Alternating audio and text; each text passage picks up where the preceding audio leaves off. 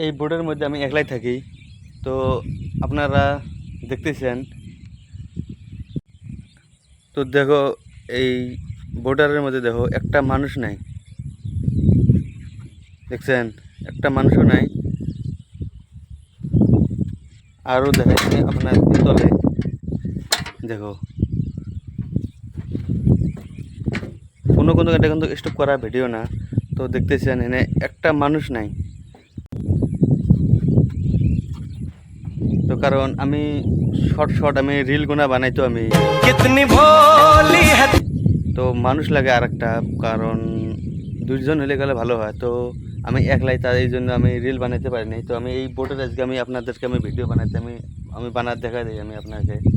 তো আপনারা আমি অল্প আমি উঁচু থেকে দেখে দিচ্ছি আপনাকে।